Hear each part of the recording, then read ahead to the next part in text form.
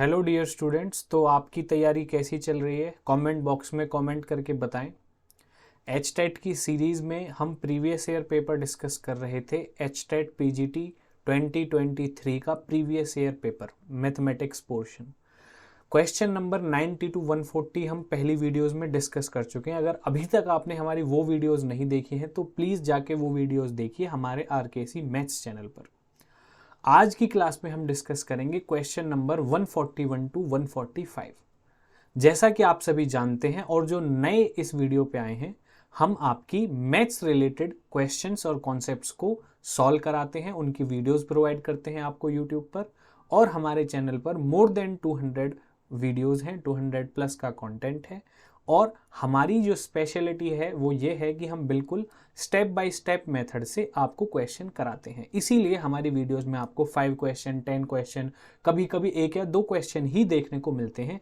Reason being क्योंकि मैं बिल्कुल step by step simple language से कॉम्प्लेक्स की तरफ लेके जाता हूं, जिससे कि आपको चीज़ें समझ में आए।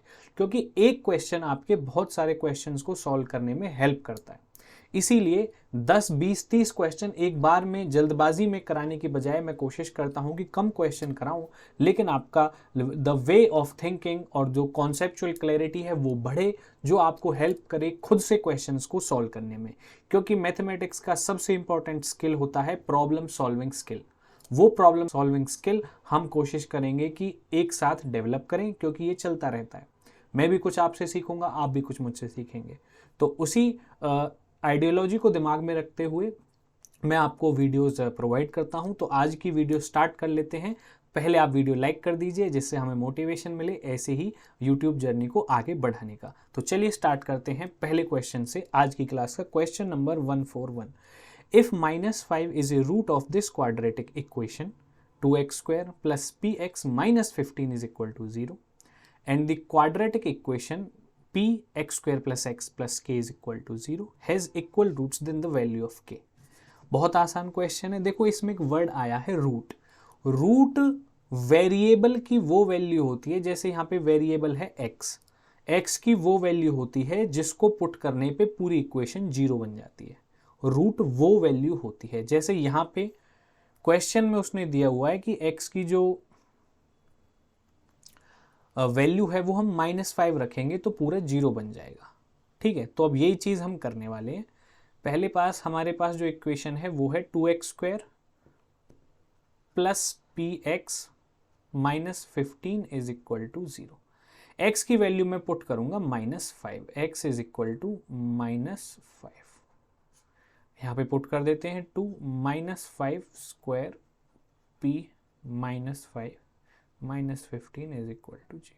5 का स्क्वायर 25, 25 2 ज़ा 50। यहाँ पे कितना जाएगा -5p -15 इज इक्वल टू। ऐसा मैंने क्यों किया? क्योंकि मुझे p की वैल्यू निकालनी है। p की वैल्यू निकालने के बाद मैं यहाँ पे पुट करूंगा, जिससे मुझे k की वैल्यू पता चलेगी, क्योंकि k की वैल्यू मेरी इस सेकेंड इक्वेशन में ही इन्वॉल्व है।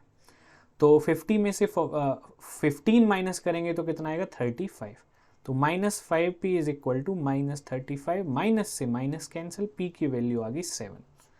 p की वैल्यू 7 मैं पुट करूंगा इस इक्वेशन में। चलिए पुट कर लेते हैं वैल्यू को। तो p की वैल्यू 7 पुट करते ही इक्वेशन बन जाएगी 7x² plus 7x plus k is equal to 0। अब k की वैल्यू निकालने के लिए मुझे क्या चीज़ का यूज़ करना पड़ेगा? इसने एक बात बोली क्वेश्चन में।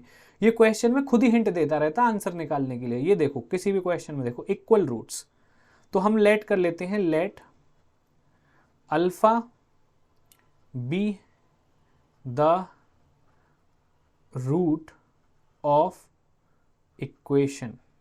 अल्फा लेट कर लिया। अल्फा क्यों लेट कर लिया? इक्वल बोल रहा है। ये क्वाड्रेटिक इक्वेशन है, मतलब x की पावर है 2 तो इसके 2 ही रूट होंगे और दोनों इक्वल हैं, तो मैं अल्फा और अल्फा ले लेता हूं और सम ऑफ रूट्स करूंगा। तो अल्फा प्लस अल्फा, हम जानते हैं सम ऑफ रूट्स किसके इक्वल होता है क्वाड्रेटिक इक्वेशन में? Coefficient of x divided by coefficient of x² और इसके सामने माइनस, जो किसके इक्वल आ गया -1 के। 2 अल्फा करूंगा तो ये आ जाएगा -1 और अल्फा की वैल्यू आ जाएगी -1/2। अल्फा बेसिकली रूट है और ये रूट क्या है? x की वो वैल्यू जो इसको 0 बना दे।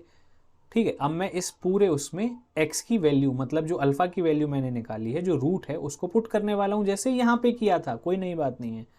तो मैं पुट कर लेता हूं value, putting x is equal to -1/2 in, इसको बोल दो इक्वेशन 1।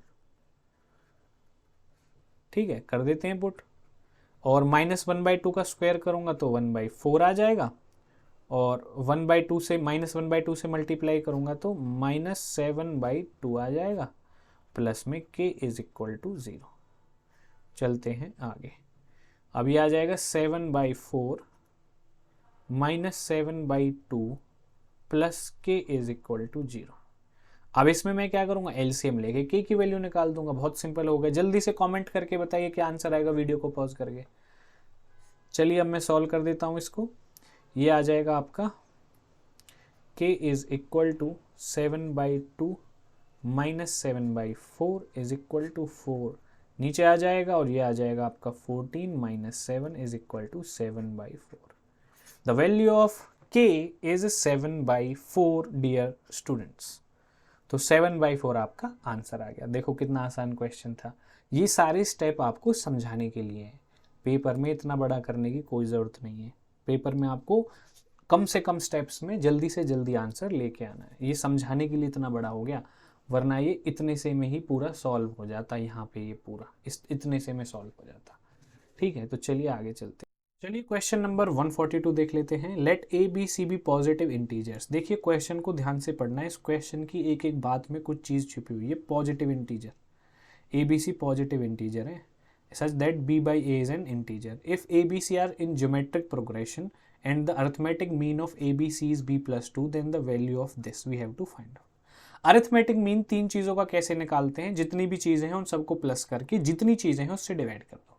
तो ए बी सी का अरिथमेटिक मीन क्या हो जाएगा, a प्लस बी प्लस सी। तीन चीज़ें हैं, तीन से डिवाइड कर दो। किसके इक्वल गिवन है, b प्लस 2 के क्वेश्चन में। यहाँ से इसको सॉल्व कर लेते हैं। a plus B plus C 3 right hand side में जाके इसको 3b प्लस 6 बना देगा। b को राइट हैंड साइड में ले जाते हैं और ये हो जाएगा 2b प्लस 6। ये एक रिलेशन आ गया मेरा ए बी सी में। ये इक्वेशन 1 हो गई। अब दूसरी उसने एक चीज़ दी है कि A B C geometric progression में है। If A B C are in G P then we can let A B C as A is equal to, A ही लेट कर लेते हैं, b को हम लेट कर लेते हैं ए आर, और c को लेट कर लेते हैं A R square, because A B C are in G P and R is common ratio, common ratio. इतना हो गया बस। अब इसमें देखो क्वेश्चन में क्या करना है, जो ये रिलेशन हमने बनाया है इक्वेशन 1 में, इसमें ए बी सी की वैल्यू पुट कर देंगे। तो ए की वैल्यू क्या है, ए ही लेट करिए हमने। सी की वैल्यू क्या है, ए आर स्क्वायर। 2b की वैल्यू 2ar हो जाएगी, और ये हो जाएगा 6। इतना काम हो गया। तो अब यहाँ से हम क्या कर सकते हैं, इसमें ये a इसमें भी है, a यहाँ पे भी है। ठीक है, अब क्या करते हैं, इसको इधर ले आते हैं। ठीक है, a plus A R square minus 2ar is equal to 6। क्या कॉमन ले सकते हैं इसमें से, हम a कॉमन ले सकते हैं, तो ये हो जाएगा 1 plus are square minus 2r, इतना हो गया 6। ठीक है जी। अब और इसको मैं कैसे लिख सकता हूँ, किसकी वैल्यू निकालनी है मुझे वैल्यू निकालनी है जी इसकी। तो बेसिकली मुझे a की वैल्यू पता होनी चाहिए। a की वैल्यू कितनी आ जाएगी यहाँ से, ये हो जाएगी आपकी 6/1 plus are square minus 2r। इसका फैक्टराइजेशन भी कर सकते हो अगर आप करना चाहो। इसका फैक्टराइजेशन करेंगे तो क्या आ जाएगा, यह आ जाएगा 1 माइनस आर का होल स्क्वायर हो जाएगा, बिल्कुल हो जाएगा। तो इसको मैं लिख लेता हूँ 6/1 माइनस आर का होल स्क्वायर। अब देखो यहाँ पे a की वैल्यू तो नहीं निकल के आई, क्योंकि 6 की r की वैल्यू नहीं है मेरे पास। तो हमें क्वेश्चन को दोबारा पढ़ना है। क्वेश्चन में उसने बोला है कि A B C positive integer है। तो देखो यहाँ पे 1 माइनस आर का होल स्क्वायर हो जाएगा। तो यहाँ पे r की वैल्यू क्या क्या पॉसिबल है कि a की वैल्यू पॉजिटिव है। देखो 1 माइनस आर के ऊपर होल स्क्वायर है, तो ये तो हमेशा पॉजिटिव ही होगी या 0 होगी। तो हम वैल्यू डाल के देखते हैं कि क्या क्या पॉसिबल वैल्यूज इसमें आ सकती हैं, क्योंकि a की वैल्यू एक इंटीजर मतलब एक प्रॉपर नंबर आना चाहिए, डेसिमल में आंसर नहीं आना चाहिए। तो r की वैल्यू 0 लेते हैं, at R is equal to 0, A की वैल्यू कितनी आती है, ए की वैल्यू आती है हमारी 6। ठीक है जी, इतना हो गया। आर की वैल्यू अगर 0 ले लेंगे तो वो तो जीपी खत्म हो जाएगी, ये तो पॉसिबल नहीं होगी। अब आर की वैल्यू क्या लेके देखते हैं, 1 लेके देखते हैं। 1 लेंगे तो ये 6/0 आ जाएगा, तो ए की वैल्यू तो नॉट डिफाइंड हो जाएगी, यहाँ पे भी बात नहीं बनी।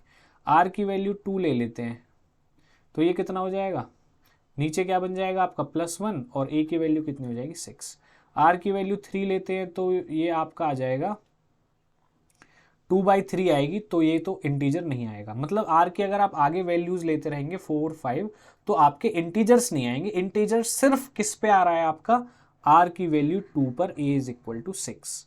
तो eight R is equal to 2, A की वैल्यू क्या आ रही है 6, ये वैल्यू हमारी क्वेश्चन की जो कंडीशन है उस पर खरा उतरती है, ए इज इक्वल टू 6। तो ए इज इक्वल टू 6 यहाँ पे पुट करके देख लो ऑप्शन मैच होता है कि नहीं। ए का स्क्वायर 6 का स्क्वायर प्लस 6 माइनस 14, ए है ये 6 + 1, 6 का स्क्वायर 36 प्लस 6 माइनस 14, नीचे 7, 36 + 6 42, 42 में से 14 माइनस करेंगे तो कितना आ जाएगा 28/7। कितने टाइम कैंसिल हो गया, 4 टाइम। तो आपका आंसर आ जाएगा ऑप्शन नंबर बी। तो इसी के साथ हमारा ये क्वेश्चन कंप्लीट होता है। चलिए नेक्स्ट क्वेश्चन देख लेते हैं, question number 143। If this polynomial is divided by another polynomial, then remainder comes out to be ax plus b. Then we have to find the value of a square plus b square. बिल्कुल आसान question है, 2023 HTET PGT के exam में आया है। एक और important बात डियर स्टूडेंट्स, मैंने नोटिस किया है कि 130 के आसपास और 130 के बाद से जो क्वेश्चन आते हैं वो 10th लेवल के आते हैं HTET में। तो पीजीटी का जब भी आप HTET अटेम्प्ट करें तो मेरा मानना ये है कि एक बार उसमें उन क्वेश्चंस को देख लें जो 10th लेवल के हैं। तो वो क्वेश्चन बहुत इजी आप कर पाएंगे, ज़्यादातर बच्चे कर पाते हैं उनको, क्योंकि वो टीचिंग भी कर रहे होते हैं। तो उन क्वेश्चन को कर लें, 10 से 15 क्वेश्चन आराम से आपको बड़े आसान मिल जाएंगे 10th लेवल के, जो कि छूट जाते हैं लास्ट में जब आप 90 से स्टार्ट करते हो, क्योंकि आप मुश्किल मुश्किल क्वेश्चंस में फंसे रहते हो। फिर लास्ट में देखते हो ये क्वेश्चन तो मैंने देखे ही नहीं, इनमें आप टाइम नहीं दे पाते, और फिर आपके ये क्वेश्चन छूट जाते हैं और आपके मार्क्स कम हो जाते हैं। तो मेरा मानना यह है कि पहले उन क्वेश्चंस को टारगेट कर लिया जाए जो आपको ईजिली आप थोड़ा सा टाइम लगा के करेक्ट आंसर निकाल देते हो, क्योंकि HTET में हमारे पास टाइम थोड़ा ठीक ठाक रहता है, आप देख सकते हो। तो 30 के आसपास से इसी टाइप के क्वेश्चंस हो रहे हैं जो 10th लेवल के हैं, जैसा कि आपने अगर हमारी आप वीडियोस कॉन्टिन्यूसली देख रहे हैं तो आप नोटिस करेंगे ये चीज़। तो चलते हैं आगे। अब उसने बोला है कि एक पॉलिनोमियल को दूसरे पॉलिनोमियल से डिवाइड करने पर ये रिमाइंडर आता है। तो जैसा ये बोल रहा है क्वेश्चन में वैसा ही कर दो, और वहाँ से रिमाइंडर जो आएगा वहाँ से हम x का कोफिशिएंट और कांस्टेंट टर्म को कंपेयर कर लेंगे और a स्क्वायर b स्क्वायर की वैल्यू निकाल लेंगे।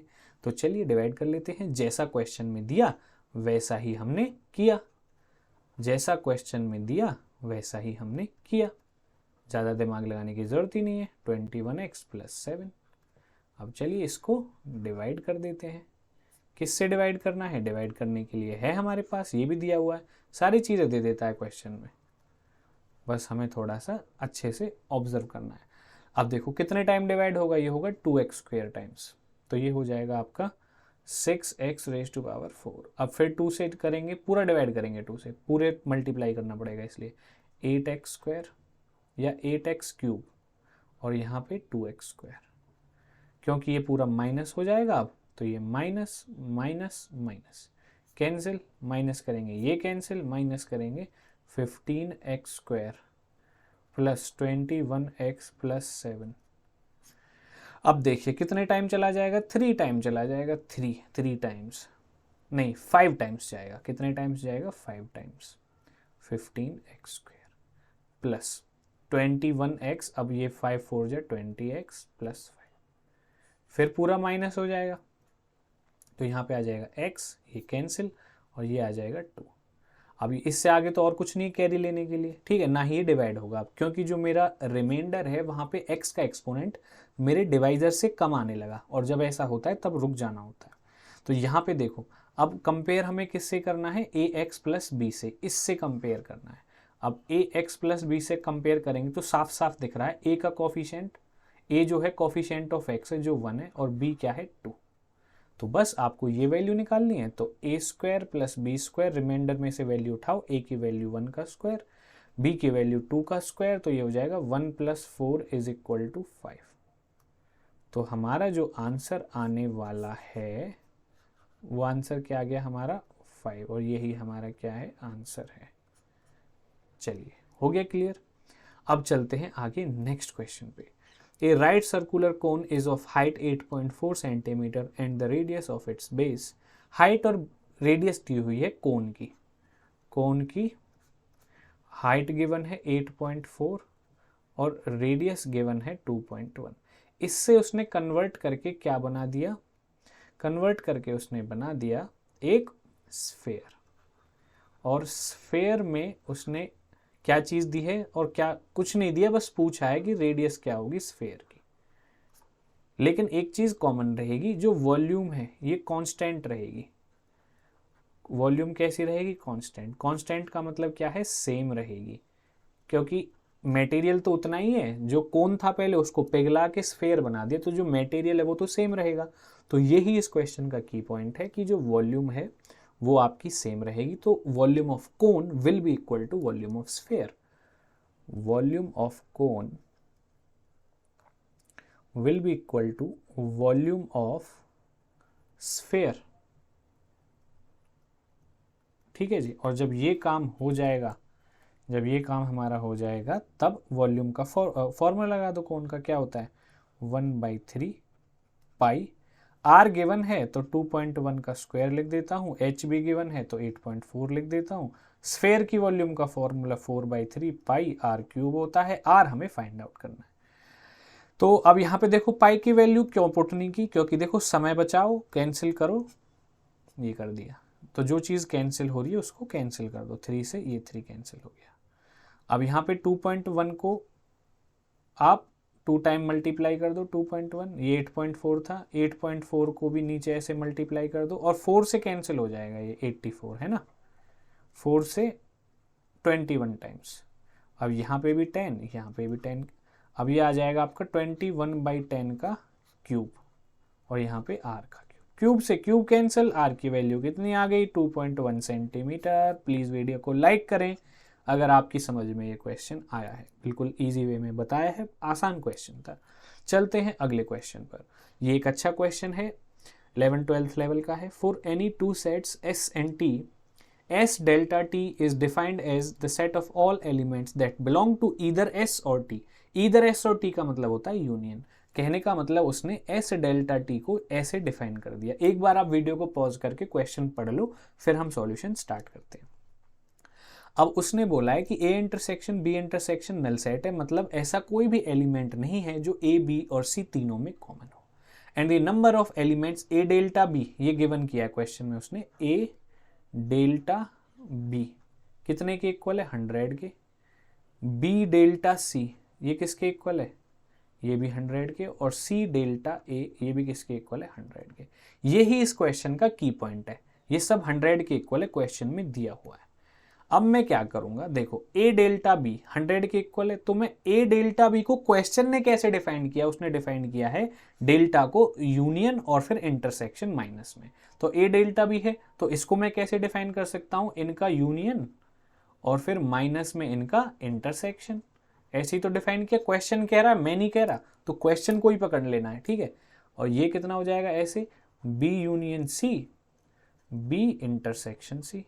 ऐसे ये C डेल्टा A, क्योंकि उसने डेल्टा को ऐसे डिफाइन किया है, मैं बार बार बता रहा हूँ, ठीक है, तो ज़्यादा ये कंफ्यूज होने की ज़रूरत नहीं है। तो यहाँ पे क्या है अब, C union A minus C delta intersection A। ये क्वेश्चन में ही लिखा हुआ था, ठीक है ना, ये चीज़ें क्वेश्चन में ही लिखी हुई थी। इतना काम हो गया। अब एक चीज़ मैं करने वाला हूँ, इनको मैं नेमिंग कर देता हूँ 1 2 3। अब इसमें आपको थोड़ा सा बेसिक कॉन्सेप्ट लगाना पड़ेगा। बेसिक कॉन्सेप्ट लगाने के लिए मैं पहले यहाँ पे लिख देता हूँ जो मैं यूज़ करने वाला हूँ। देखो यहाँ पे भी यूनियन है, यहाँ पे भी यूनियन है, यहाँ पे भी यूनियन है। A union B, A union B का क्या फॉर्मूला होता है बच्चों, देखो n लगा देता हूं ना मैं इनके आगे, तो n का मतलब है number of elements in A union B। तो कंफ्यूज होने की जरूरत नहीं है, A यूनियन B या n A यूनियन B एक ही बात है। तो ये किसके इक्वल होता है, A formula A union B का होता है A plus B minus A intersection B, बस मैं उनके साथ एन लगा रहा हूं क्योंकि नंबर ऑफ एलिमेंट्स की बात चल रही है। तो N of A formula N of B minus N of A intersection B, ऐसा होता है। अगर मैं बी और सी के लिए लगाता हूं ये चीज, तो क्या हो जाएगा, N of B N of C number of elements in C minus number of elements in B intersection C. ऐसे ही अगर मैं सी और ए के लिए लगाता हूं तो ये कितना हो जाएगा, number of elements in C number of elements in A minus number of elements in C intersection A. ये फॉर्मूला है, ये क्या है, फॉर्मूला। यहां पे मैं लिख देता हूं फॉर्मूला से है भाई, ये बाई फॉर्मूला। और ये चीज क्या थी, गिवन था, ये गिवन था क्वेश्चन में, ठीक है ना। इतना काम हो गया। अब आप बोलेंगे सर इसकी क्या जरूरत थी, इसकी ये जरूरत थी, मुझे देखो क्या निकालना है, मुझे निकालना है A union B union C, ये निकालना है मुझे। आई बात समझ में, A union B union C ये मुझे निकालना है। अब ये मैं कैसे निकाल सकता हूं, A union B union C. अब इतना हमने लिख लिया, ये क्वेश्चन में ही गिवन था। अब देखो उसने हमसे पूछा है number of elements in A union B union C, इसको मैं ऐसे लिख सकता हूं, number of elements in A union B union C. अब तीनों के यूनियन की बात कर रही है, अब तीनों के यूनियन का फॉर्मूला क्या होता है, अगर तीन चीज यूनियन में होती है तो उनका फॉर्मूला क्या होता है, उनका फॉर्मूला क्या होता है, यहां पे लिख देता हूं एन ऑफ ए, ये फॉर्मूला आपको याद करना पड़ेगा, N of B number of elements in C minus N of A intersection B minus N of B intersection C minus N of C intersection A, ये फॉर्मूला होता है। अब ऐसा लिख के क्या हो गया, ऐसा लिख के भाई साहब एक चीज हो गई, अगर मैं इन तीनों इक्वेशंस को ऐड कर देता हूं, ठीक है, ए यूनियन बी की वैल्यू पुट करके, बी यूनियन सी की वैल्यू पुट करके, सी यूनियन ए की वैल्यू पुट करके, तो मेरी ये ही इक्वेशन बन जाएगी। जैसे मैं इसको इक्वेशन नंबर 4 दे देता हूं, अभी आपको समझ में आएगा, ठीक है। एडिंग इक्वेशन 1 2 एंड 3, ध्यान से देखना, मेरे साथ बने रहना। एडिंग 1 2 3 ऐड कर दिया। अब मैं 100 प्लस 100 प्लस 100 तो 300 हो जाएगा, उसको मैं राइट हैंड साइड में लिख लूंगा। अब ए यूनियन बी का क्या फॉर्मूला होता है, ए यूनियन बी को आप लिख सकते हो N of A N of B minus N of A intersection B, ऐसे लिख सकते हो, माइनस में ए इंटरसेक्शन बी, माइनस में N of A intersection B, मतलब N of A intersection B 2 times आ रहा है तो इनको प्लस करके मैं एक साथ लिख लेता हूं, twice of N, twice of, plus करके लिख लेता हूं इसको, इन दोनों को प्लस करूंगा, twice of n intersection n A intersection B. तो फर्स्ट इक्वेशन को जब मैंने लिखा तो इस तरह से चीज बन गई। ऐसे ही मैं सेकंड को भी लिख लेता हूं, इसमें प्लस करके लिखना है ना साथ में, तो ये हो जाएगा N of B, B union C को मैं कैसे लिख सकता हूं, n of B plus n of C minus twice of n A B intersection C, क्योंकि ये जिस तरह से ये प्लस हुआ ऐसे ही ये बी इंटरसेक्शन सी प्लस हो जाएगा, 2 टाइम्स आएगा। अब इसमें सी यूनियन ए को प्लस करना है तो यहीं पे कर लेता हूं, तो ये हो जाएगा N of C plus n of A minus में सी यूनियन ए को कैसे ओपन करते हैं, वही चीज है, बार बार कंफ्यूज होने की जरूरत नहीं है। सी यूनियन ए को आप कैसे लिखोगे, देखो मैं एक बेसिक चीज आपको बता देता हूं, पी यूनियन क्यू को आप कैसे लिखोगे, n of P number of elements in P number of elements in Q minus number of elements in P intersection Q. इसी चीज का यूज कर रहा हूं मैं इनको ओपन करने के लिए, ए यूनियन बी को किया, बी यूनियन सी को किया, सी यूनियन ए को किया, जो लास्ट में ये पी इंटरसेक्शन क्यू आता है वो इसमें प्लस हो जाता है लास्ट वाले पार्ट में, इसीलिए मैंने यहां पे भी 2 लिखा, यहां पे भी 2 लिखा और मैं यहां पे भी 2 लिखने वाला हूं। क्लियर हो गई बात, तीनों को प्लस कर लिया, राइट हैंड साइड में 100 100 100 3 टाइम्स प्लस होगा, 300 हो गया। इतनी बात क्लियर होगी। एन कितनी टाइम आया, 2 टाइम, सी कितनी टाइम आया, 2 टाइम, बी कितनी टाइम आया, 2 टाइम, तो इनको मैं ट्वाइस करके प्लस करके लिख लूं जिससे कि मेरी चीज और कॉम्पैक्ट हो जाए। तो मैंने अब इनको 2 2 करके अगर मैं लिख लूंगा तो सब जगह से 2 कॉमन आ जाएगा, तो अब मैं क्या करता हूं 2 बाहर ही लिख लेता हूं, तो ये हो जाएगा N of A N of B N of C minus 2 तो बाहर लिख लिया, A union B minus B, अच्छा इंटरसेक्शन है, यूनियन नहीं इंटरसेक्शन है, A intersection B B intersection C, C intersection A. ठीक है जी, ये किसके इक्वल है 300। अब ये जो अंदर चीज बन रही है ये कहीं पे दिख रही है आपको? बिल्कुल, इक्वेशन 4 में। इक्वेशन 4 में दिख रही है, नहीं दिख रही? बिल्कुल दिख रही है। सो फ्रॉम इक्वेशन 4 ये वैल्यू हो जाएगी। अब ये जो पूरी वैल्यू है ये सेम है इसके, तो ये इस पूरी की जगह पे मैं अब ये रख सकता हूं। आ गई बात समझ में? ठीक है, तो अब मैं क्या कर रहा हूं, ये वैल्यू पुट कर रहा हूं इस पूरी वैल्यू की जगह पे। तो अब मेरा क्या सीन बन जाएगा यहाँ पे? ये हो जाएगा twice of number of elements in A union B union C. कितने के इक्वल था? 300 के। यही तो फाइंड आउट करना है। 2 को राइट हैंड साइड में ले जाओ, तो number of elements in A union B union C is equal to 150। क्या आ गया आपका? आपका आंसर हो जाएगा। क्लियर हो गया क्वेश्चन? तो इसी के साथ हमारा ये क्वेश्चन कंप्लीट होता है। प्लीज वीडियो को पॉज करके आप स्क्रीनशॉट ले लीजिए, नोट डाउन कर लीजिए और वीडियो को रिवाइंड करके देखिए। कम से कम 1 या 2 बार आपको देखना है क्वेश्चन और फिर प्रैक्टिस करना है, वरना आप क्वेश्चन को भूल जाएंगे, अप्लाई नहीं कर पाएंगे। तो आई होप आपने ये क्वेश्चन अच्छे से समझ लिया होगा।